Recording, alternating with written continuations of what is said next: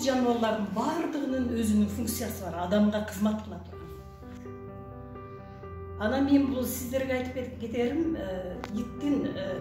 ит баккан, мышык баккан үйдө эч качан адам оорубайт. Ошон үчүн ит мышык бар жерде балдар боорукер, кайрымдуу, абдан жумшак, момун, бирөөгө зордук колдук көргөзбөй турган балдар чоңойт. Азыр кайсы канаттуу?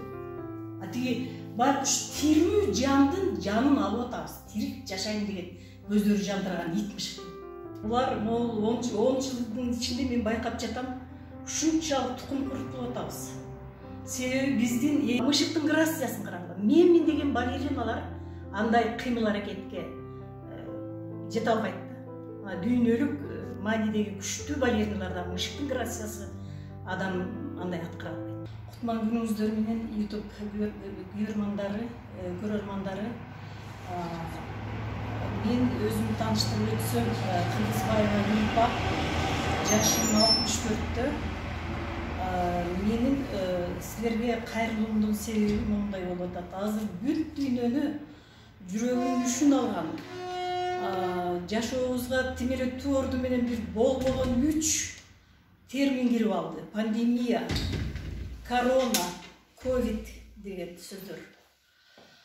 Өзүбүз болсо саясатташып кеттик, адамдар абдан саясатка киришип кеттик өзүбүзчө. Көр тирилик менен өзү кыйналып атканда бул да жакшы болгон жок. Ушул менин темам бүгүнкү силерге айта турган үй жаныбарлары жөнүндө. Биз билебиз, Кудай эң биринчи жан жаныбарларды түр менен жаратты. Андан кийин аларга ийгилик кылуу үчүн, аларды бөөдө өлтүрбөс үчүн адам ата менен ой менен жаратты. Ал бул жаныбарлардын бардыгынын өзүнүн функциясы бар, адамга кызмат кыла турган. Бул ит мышыктарды айтсам, булар 10 жылдын ичинде мен байкап жатам, ушунчалык тукум курутуп атабыз. Себеби биздин элдин арасында бир мондай бир неме кирип алыптыр. Типа ой, кандайдыр бир көз карашы өзгөргөн. Итти баксаң периште кирбейт экен. Мышык деген жалгыз адам гана сылап отурсун деген ой кирип алыптыр. Бул туура эмес да. Кудай бардыгын жаратканда, аяланды, жерди, сууну бардыгын биз үчүн жараткан го. Периштени да, итти да жаратып отурбайбы? Могул мышыкты болсо, мына өзүңүздөр билесиздер, биздин сүйүктүү Мухаммед пайгамбарыбыз. Ал кандай? Ал жалгыз беле. Ал жалгыздыгында мышыкты неме баккан жок да. Ал бир притча бар. Мышык жеңине уктап калат экен. Уктап калса, ал кызматкерине айтып атат. Мышыктын уйкусу бузулбасын, кыркып койгула деп. Жеңин кыркып койгула. Көрдүңөр ушул жерден пайгамбарыбыздын ушунчалык Кудайга берилгендигин, ал ошол ар бир жаныбардын бизге пайдасы бар экенин билип туруп, ушунчалык жаныбарды сыйлап атканын биз эре төрөгө албай атабыз. Иттерди болсо ушул кырып жок кылып атабыз. Биздин могу шаарда мен ушунчалык өкүнөм. Бюджетте окко акча көппү? Ушул акыркы күндөрү мындай бир абалаган иттерди укпай кала турган болуп калдык. Анан мондай бир неме да.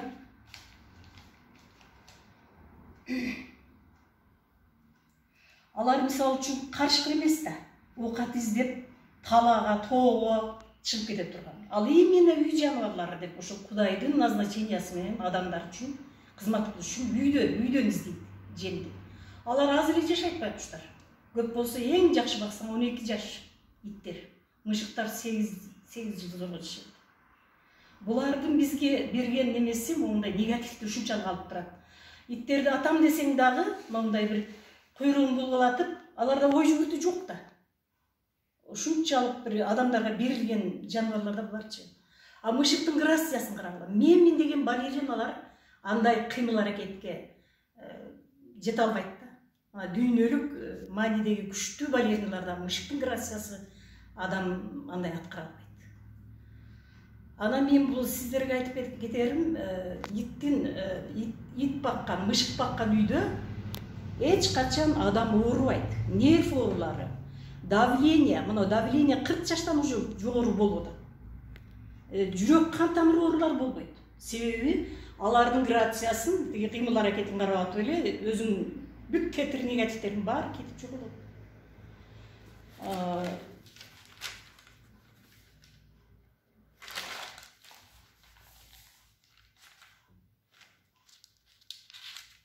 Анан могу мышыктын дагы бир сонун функциясы бар, өзүнүн спес запах чыгарып турат. Келемиш, чычкан деген такыр жакындабайт. Өздөрү эле качып кетет. Анан кийин дагы булардын эмнеси жакшы? Могу Белый бим, Черное ухо деген кинону билесиңер. Баягы айтылуу Вячеслав Тихонов аткарган кинону. Кандай добрый, кандай сонун кино. Хатикону япондор тарткан, америкалык тарткан. Ушунчалык сонун, ал иттер эки бет эмес. Эгелерин ушунчалык сүйөт, сатпайт ал. Ошон үчүн мен эмнени айтат элем? Адамдар ошо үйдө ар бир бакса. Мына кече жакында эле бир 2-3 күн болгон жок. Соц тармактардан өзүңөр да көрдүңөр. Жаш балакатка жете эле өспүрүм эле бала экен. Өзүнүн тең эле тааныш болсо керек, болбосо көрүнгөндү урбайт да. Кандай канакей бир аеосуз ур токмо калыпташтады. Бул эмне деген нерсе? Бул азыркы поколенияны мындай карап турсаң, ушунчалык мындай бир жек көрүүчүлүк, өтө күчтүү жек көрүүчүлүк бар. Өтө күчтүү. Мунун баардыгы кайдан келип чыгып атат? Мына эгерде бул ушул муун ушул бойдон кетсе, биздин күнүбүз кандай болот бул азыркы муунду карап? Ошон үчүн ит мышык бар жерде балдар боорукер, кайрымдуу, абдан жумшак, момун, бирөөгө зордук, корлук көргөзбөй турган балдар чоңойот. Мен силерден өтүнүп суранарым, обязательно жаныбарларды бактыла үйдө. Аларга ашыкча менюнун деле кереги жок. Кожойкелерге айтып коеюн. Бизден калган сөөктү, бизден калган тамакты жейт. Анан эгерде моундай бир популяциясына коксоңор, жеткиче чөнтөңөрдөн деле түшүп кала турган суммага бир укол бар. Любой мышцасына саясыңар, болду, популяция болбойт, ургасыз деле эркекти. Ушул. Анан дагы эмнени айткым келет? Кудай биздин чогултуп койгон храмыбызга, салып койгон храмыбызга, чогултуп койгон дүйнөбүзгө, мал-мүлкүбүзгө кызыкпайт. Ал биздин жүрөгүбүздүн абалын карап отурат. 8 миллиард адам болсо, ошол адамдардын жүрөгүн карап отурат. А биздин жүрөгүбүз эмне болуп атат? Азыр байлыкка берилип кеттик. Бул байлыкты Сулайман пайгамбар, атактуу Сулайман пайгамбар айткан, байлыкты кууган адамдарды, мондай бир шамалды кууган адамды элестеткиле. Ошого теңдеген да. Адам деген биздин мүмкүнчүлүгүбүз абдан чектелүү. Шамалды кууп жете аласыңарбы? А жеткенде бүркүт болуп учуп кетет. Бул байлык деген ошондой нерсе. Ошон үчүн мен дагы эмнени айтат элем, мына былтыркы жылы хитке айланды Абересиз. Абересиз деген кийимдерди эми алдырса эле дагы жаңы нерселер чыгып атат. Машинанын маркасын кара, Lexus'ка араңырайып чырайып жеткен балдар, эртеси караса дагы башка марка. Бул деген дүйнө кумары, көз кумары, апогейине, туу чокусуна жетип бүттү. Ошол эми мындай дагы бир неме Кудайдын бир сөзүн айткым келет. Адамда өзү 3 эле нерсе керек. 3 эле. Жерге наны, жатарга төшөгү, үстүндө бүйү болсо ушуга канет кылыш керек. Ашыкча байлык бул болбогон нерсе. Дагы эле кайрылып кетким келет Сулайман пайгамбардын байлык жөнүндө айткан. Байлыгың каерде болсо дейт, жүрөгүң ошол жерде дейт. Ушунча көп байлыкты чогултуп алып, ал байлыгымды ким уурдат экен, кийин тиги дуалы тешип алып атат экен деп, инфаркт, инсульт болуштун эмне кереги бар? Ошон үчүн мондай бир напсини тыйып, өзүңө ылайык гана ушу 3 нерсеге рахмат айтып жашаш керек, канет кылып. Ошол жерден суроо берсек болобу? Болот. Могу сиз азыр байлыкты кууп кетип деп атасыз, анан үй жаныбарлары ошол байлыкты куубаганга, азгырылбаганга жардам береби? Үй жаныбарлары кандай десем, бул мисалы үчүн байлыкка берилген адамдардын жүрөгү да кырартып калат да. Алардын ой сезими бир гана ошо байлык чогултуп ушундай бир жыян алып кете албагандан кийин. А үй жаныбарлар бар адамдар, мына кичинекейинен чоңойгон балдар, Аларда андай нерсе азырлык болбойт. Аларда боорукер, кайрымдуулук. Эгер ашып атса кайрымдуулук кылат алар, чачат. А вот кичинекейинен жаныбарларды бакпагандар ал кайрымдуулук кылбайт. Зорлук, зомбулук да кылбайт. Бирөөнү урбайт, сөкпөйт.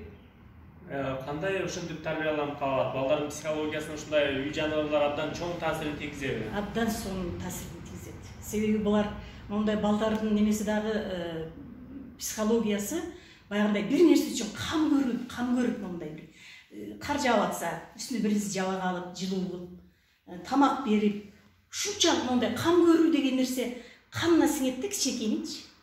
Абдан чоң. Ошол эң неме ошол жерде болуп атат, тарбиянын немеси. А бул жаныбарлар менен чоңойгондор эч да зор зомбулук. Тигиндей бир күнгө баланы карачы, кайра контроль кылып туруп, үстүнөн башынан да секирип атат кайра. Бул эмне деген нерсе? Азыркы поколениемен карасам, күчтүүлөр күчсүздүү, алсыздарды жейт, алсыздар жем болуп турган ушундай бир немеге өтүп алган азыркы жаш муундар. Биз ушундай жаш муундар ташбоор, зулум болуп бараткан адамдарга, ушундай адамдар биздин коомдо, биздин айлана чөйрөбүздө көп болуп жаткандыктан, сиз ата-энелерге, элдерге баланы тарбиялап отуруп, биринчи кезекте жаныбарларды багып, аларга кам көрүүнү үйрөтүш керек деген ойдон келдиңиз. Ооба, мен ошол анамы Союз маалында пионерлер деп коюп эле, пионерлер болчубуз. Анда бир канча багыттар бар эле да.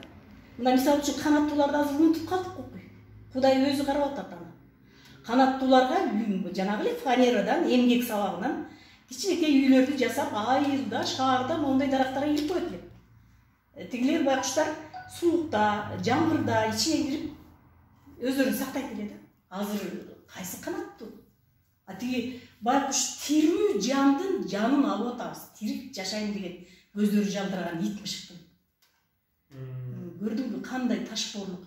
Кечээ да айтып атат элеңиз, айылдагы иттер кырылып кетти, атылып кетти. Мына былтыр бир өзүм көрдүм, өзүм эле күбө болдум, бир жерге барып калдым. Барсам, жаш эле келиндер манчыркап сүйрөп атышат. Кечээ 150 итти атып кетишти. Бир портерге батпай калды дейт. Бирөөсү айтып атат. Бул мындай сүйнөп турган иш эмес да. А мен анын куариңди сурасам, эки баягы тиги периште кирбей койт эмеспи? Молда айткан боюнча.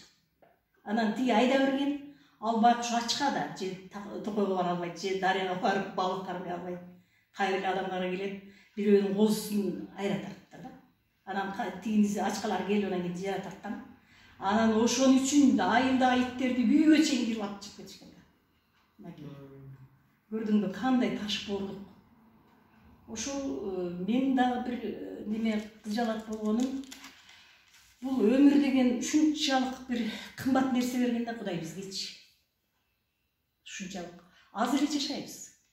А бирок мындай бир адамдын кадыр-баркы, байлык менен башы, алтын башы, байлык менен ченилип калды да азыр коомду карап турсаң ушунчалык каным кайнайт.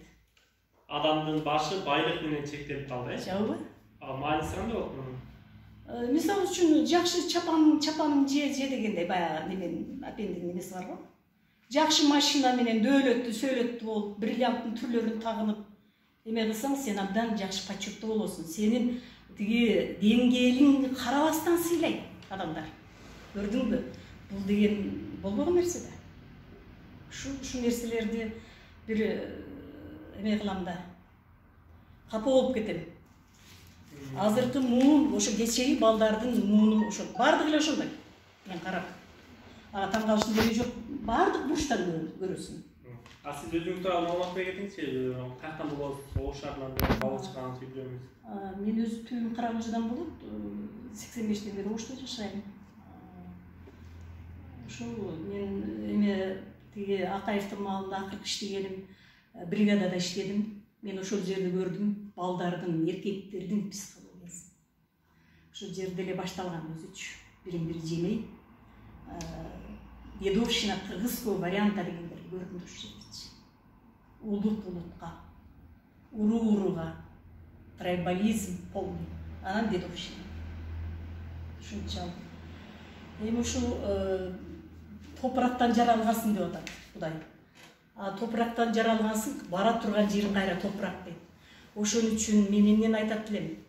Ушул эч ким бир нация алтынга, бирөө күмүшкө же бирөө бир бриллиантка айланып кетпегенден кийин аз жашообузда жакшылык, жакшы сөз, анан улутка бөлбөстөн, жүрөктү тазалап, расага бөлбөстөн, ошо аз жашообузда жакшылык кылсак.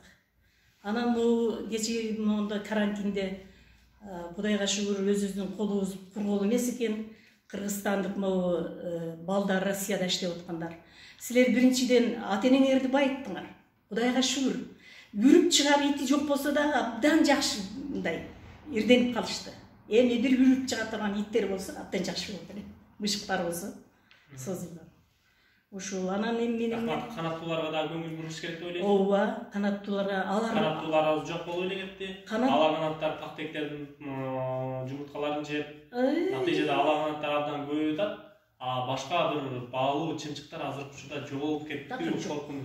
Коркунуч эмес, азыр жок эле болуп кетти.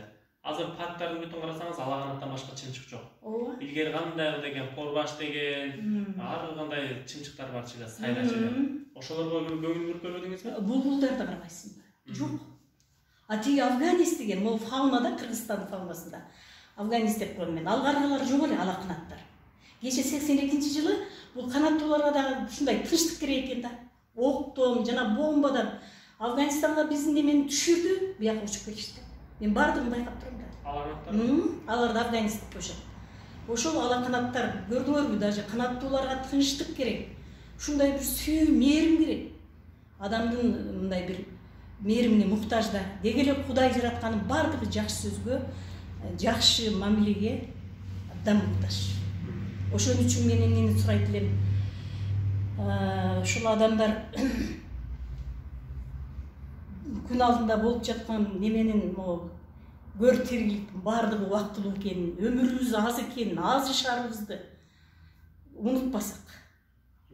Ушул байлыкка берилбестен, ушул бир неме сурайт да, ушу хадисте да бар, беркекте да бар. Бир адам айтат, эмне кылышымды билбей жатам дейт. Анда тиги пайгамбар айтат. Жакшылык кыл, да миң бир жолу жакшылык. Жакшылык кылыш керек. Себеби эки гана нерсе калат артыбыздан. Башка эч нерсе калбайт.